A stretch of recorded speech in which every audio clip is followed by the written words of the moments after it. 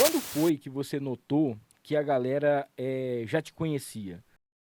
Na verdade, eu caí a ficha mesmo na pandemia. Sim, Na pandemia, porque para muitos, infelizmente, a pandemia foi um caso por água abaixo, né? sim, Para nós foi algo bom, né? Eu falo tanto para mim na rádio quanto para o meu outro trabalho também foi bom.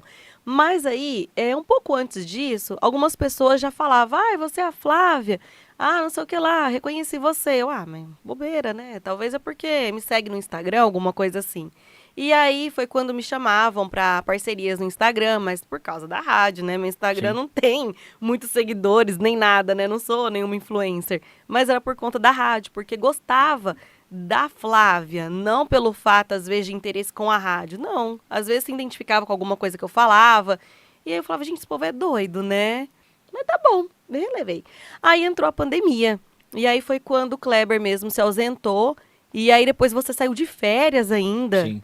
Aí eu fiquei sozinha no programa. Aí eu falei pro meu patrão, né? Eu falei, bom, então aproveita aí que eu tô com férias meio que vencidas, vamos colocar o Pacabá em modo noturno aí, vamos deixar ele pelo menos esse um mês sem fazer, né? E eu vou sair de férias. Não, tem os patrocinadores, você vai pro ar, você vai comandar o programa e eu coloco o Pikachu pra fazer com você.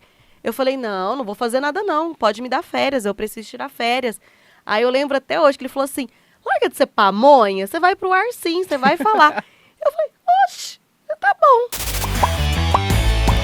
E aí, gostou desse corte? Então não esqueça, se inscreva no canal, ative as notificações, dá aquele like e compartilha pra todo mundo. O link para o episódio completo tá aqui embaixo. É só clicar e assistir.